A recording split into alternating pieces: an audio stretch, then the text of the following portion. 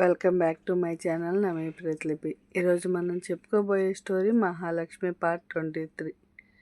రాకేష్ వర్మ ఇంట్లో ఉదయం 8 గంటలు. రాకేష్ వర్మ డైనింగ్ టేబుల్ మధ్యలో కూర్చొని ఉంటాడు. అతని చుట్టూ అందరూ కూర్చొని టిఫిన్ చేస్తూ ఉన్నారు. రాకేష్ వర్మ టిఫిన్ చేస్తున్నప్పుడు ఆయనకి ఎదురుగా ఈరోజు వంట కొత్తగా ఉందనిపించింది. రాకేష్ వర్మ వడ్డిస్తున్న తన భార్య గాయత్రి వైపు చూసి, ఈరోజు వంట చేసింది ఎవరు అని అడుగుతాడు. ఇంకెవరు, మీ మేనకోడలు అంటూ మహా వైపు చూస్తుంది గాయత్రి.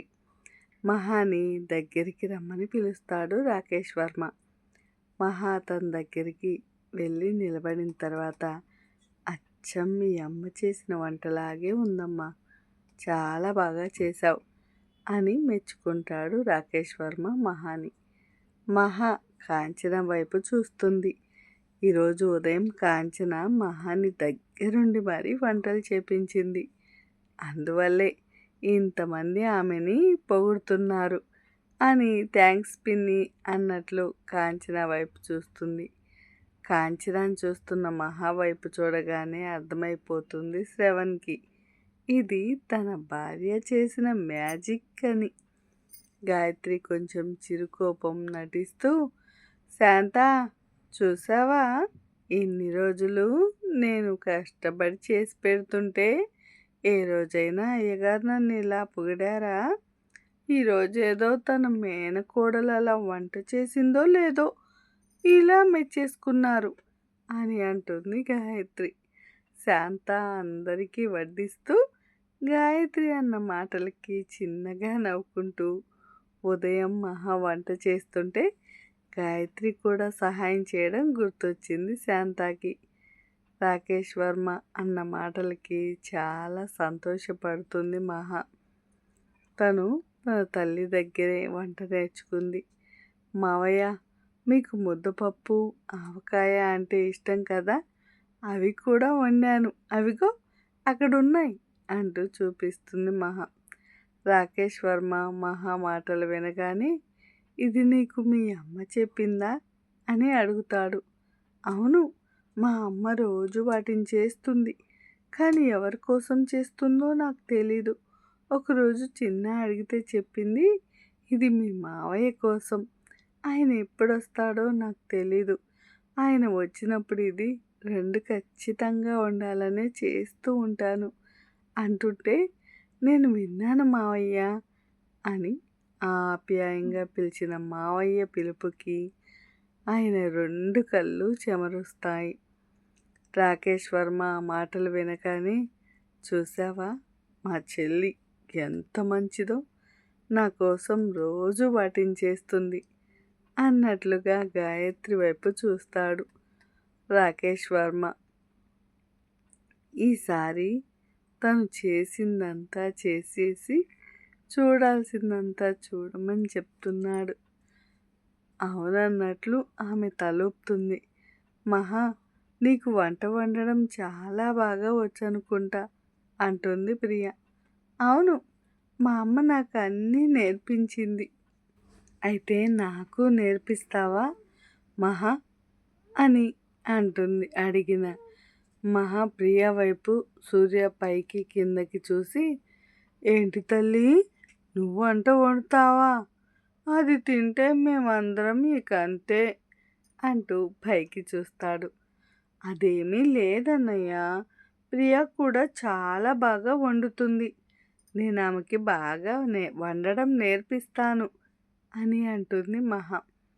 మహా సూర్యని అన్నయ్య అని పిలవగానే సూర్య చాలా ఆనందపడిపోతాడు. సిటీలో అందరూ పేరు పెట్టి పిలుచుకుంటారు, నువ్వు ఇలా వరుసలు పెట్టి పిలుస్తుంటే చాలా ఆనందంగా ఉంది మహా అంటాడు సూర్య. ప్రియా, నా వంటనే వంక పెడతావా అంటూ తన కాలితో సూర్యని కాళ్ళని ఒక్కసారిగా గట్టిగా తొక్కి పడుతుంది. పాపం సూర్య అరిస్తే ఎక్కడ మావయ్య ఏమనుకుంటాడోనని నోటికి చెయ్యి అడ్డు పెట్టుకుని మరీ ఏడ్చాడు.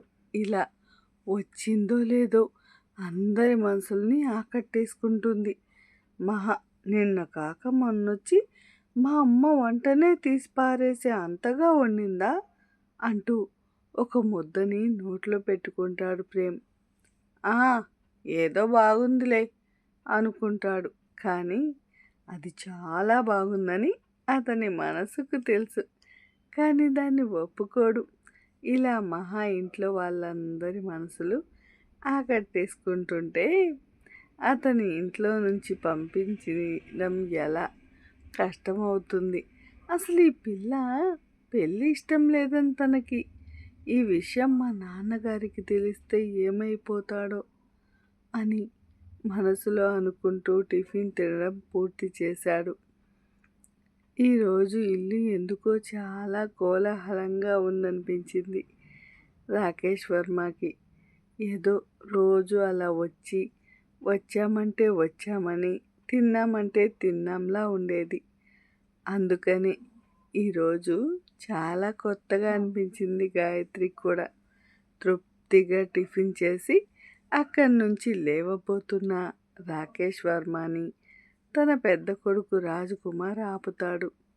నాన్నగారు, మీకు ఒక విషయం చెప్పాలి అని అంటాడు రాజ్. అదేంటో చెప్పమన్నట్లు మళ్ళీ అక్కడే కూర్చుంటాడు రాకేష్ వర్మ.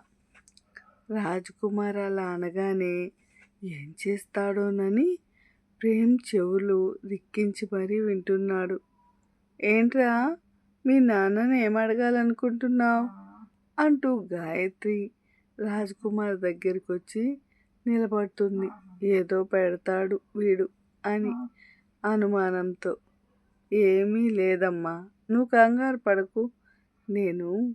నేను పెళ్లి చేసుకోవాలనుకుంటున్నాను అని నిదానంగా చెప్తాడు రాజ్కుమార్.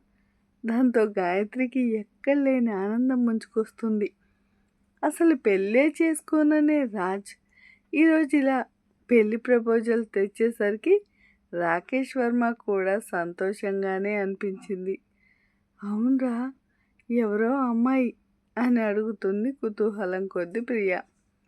ఆ అమ్మాయి అని నీళ్లు నములుతున్న రాజ్కి శాంత అడ్డుపడి, పెద్దబ్బాయి గారు, అలా కంగారు పడిపోమాకండి. ఎందుకు, మేమందరం మీ పెళ్ళికి ఎప్పుడు జరుగుతుందా అని ఎదురు చూస్తున్నాం. తొందరగా అమ్మాయి ఎవరో చెప్పేయండి